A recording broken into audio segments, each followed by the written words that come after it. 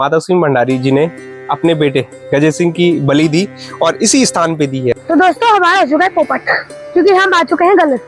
हमारे सूत्रों ने हमें पूरी गलत जानकारी दे दी है कि जस्ट पीछे मलेथा गांव है और इसी मलेथा गांव के थे माधव सिंह भंडारी और इसी गांव के लिए सिंचाई के लिए इन्होंने ये नहर बनाई थी। नमस्कार साथियों, और ये अभी हमें भगवान में ये है ऋषिकेश और श्रीनगर वाला हाईवे, बद्रीनाथ वाला, और आज हम जा रहे हैं मलेथा, श्रीनगर से थोड़ा पहले, माधव सिंह भंडारी का गांव, उनकी जन्मभूमि।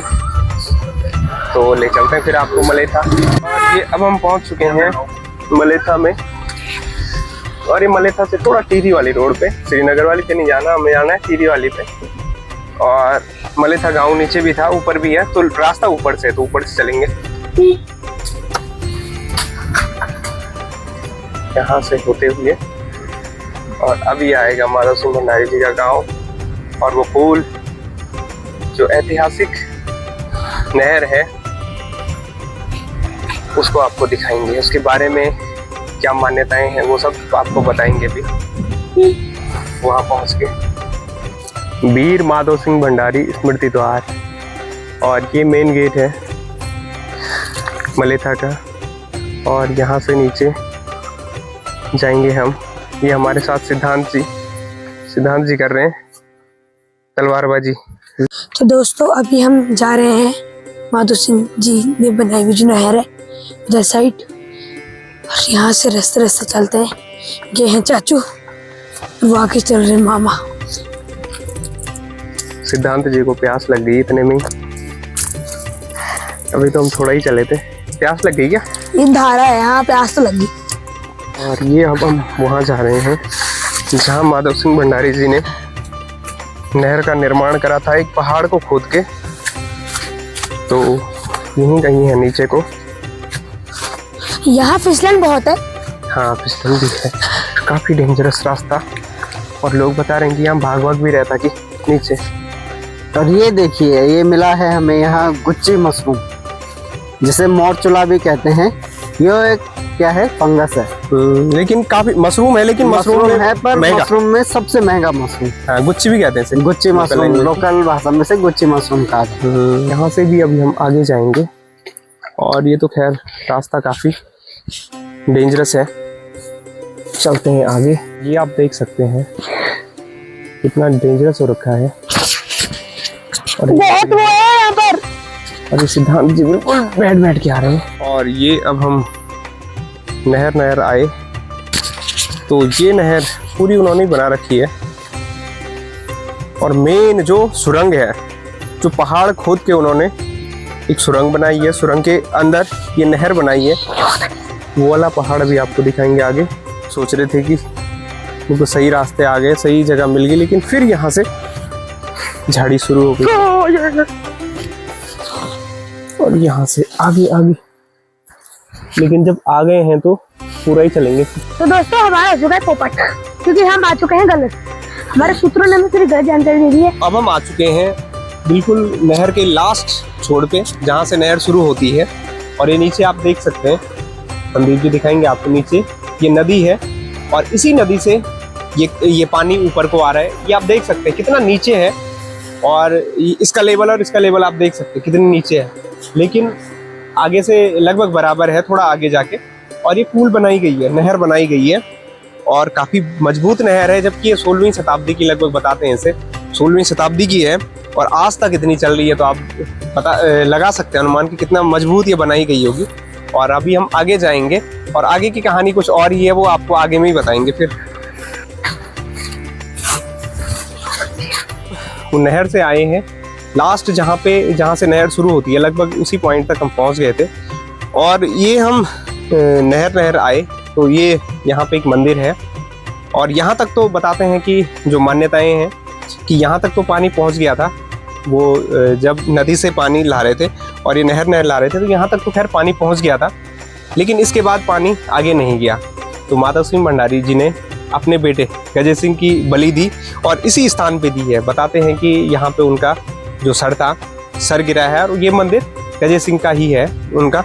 तो उनको ऐसे वीर उस बालक को भी नमन। एक इकलौता बेटा था उनका, माधव सिंह भंडारी जी का। तो रात सपने में ये आया था कि जब तुम किसी की बलि दोगे, किसी इंसान की बलि दोगे, उसके बाद ही ये नहर गांव को जाएगी, गांव में पूरा पानी पहुंचेगा। तो यहाँ तक तो बड़ी मेहनत करके वो ले आए थे, लेकिन इसके बाद नहर बनाई और नहर में पानी नहीं जा पा रहा था। तो उन्होंने बलि दी और उसके बाद पानी पूरे गांव में पहुंच गया। और वो भी दिखाएंगे आपको आगे, जो उन्होंने पहाड़ काट के सुरंग बनाई है, उस पर भी आपको ले चलेंगे। तो चलते हैं दोस्तों। तो ये आगे अभी हम जा रहे हैं और आगे ही है वो सुरंग, ऐतिहासिक सुरंग, जो माधव सिंह भंडारी जी ने लगभग 16वीं शताब्दी में ही बना दी थी। तो अब हम आ चुके हैं दोस्तों वो सुरंग जिसकी हम बात कर रहे थे। और ये पूरा पहाड़ है, ये पूरा पहाड़, और इसके जस्ट पीछे मलेथा गांव है। और इसी मलेथा गांव के थे माधव सिंह भंडारी, और इसी गांव के लिए सिंचाई के लिए इन्होंने ये नहर बनाई थी। और नहर बनाने के बाद क्या था कि एक पहाड़ बीच में आ गया था, तो पहाड़ से फिर सुरंग उन्होंने अंदर अंदर अंदर अंदर एक सुरंग काटी। और उसके बाद जब सुरंग बना भी ली थी, उसके बाद भी जब पानी नहीं आया था, तो उसके बाद उन्होंने अपने बेटे की बलि दी थी। तो ये है दोस्तों वो सुरंग जो माधव सिंह भंडारी जी ने बनाई है। और देखते हैं कितने अंदर है, और जबरदस्त, काफी बेहतरीन। बताओ आप, उस जमाने, और एकदम अंधेरा अंदर। और यहाँ जानवर भी हो सकता है, बहुत अंधेरा है यहाँ। और ये आप देख सकते हैं उस दौर में इतनी बड़ी सुरंग, इतनी लंबी सुरंग बनाना एक अपने में बहुत बड़ी बात थी। और अब तो खैर यहाँ धीरे धीरे अंधेरा भी हो रहा है और ऑक्सीजन लेवल भी थोड़ा कम हो रहा है। कैसे बनाया होगा उन्होंने उस टाइम पे। इसीलिए हमारे उत्तराखंड के वीर महान पुरुष हुए हैं, महान लोग हुए हैं, इसीलिए उन्हें इतना महान माना गया है कि इतने बड़े बड़े उन्होंने कार्य किए हैं। और ये आप देखो, मैं बहुत अंदर चले गया दोस्तों, और अब तो मुझे डर लग रहा है। अब मुझे लगता है कि मुझे वापस जाना चाहिए, क्योंकि बहुत अंदर में आ गया हूँ। या आप इस साइड देख लो, यहाँ से मैं आया, काफ़ी अंदर आ गया हूँ मैं। और अब धीरे धीरे धीरे धीरे यहाँ ऑक्सीजन लेवल कम हो रहा है, तो मैं थोड़ा और अंदर।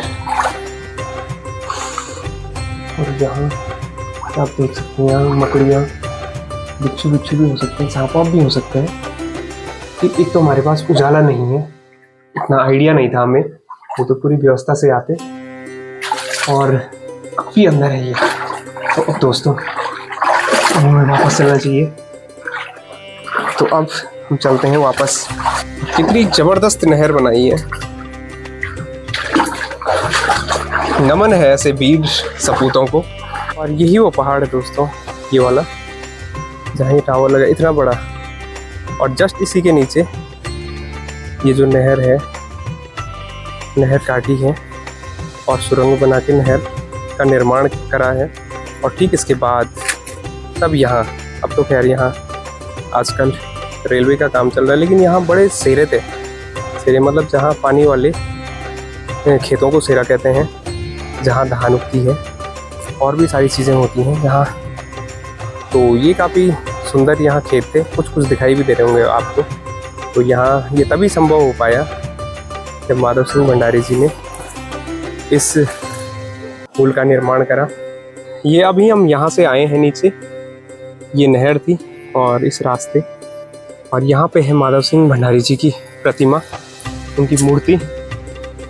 जय हो वीर माधव सिंह भंडारी। और ये आप देख सकते हैं उनके जो कंधे पे है वो गैती है जिससे खुदाई होती है। और जैसा कि आप देख रहे हैं, ये हैं वीर माधव सिंह भंडारी जी। ये महीपति शाह के राज में सेनापति थे। जैसा कि जो हमने देखा अभी मलेथा की कूल, तो माधव सिंह भंडारी जी द्वारा ही बनाई गई। कूल ठीक इसके नीचे है और इधर सारे मलेथा की खेती थी।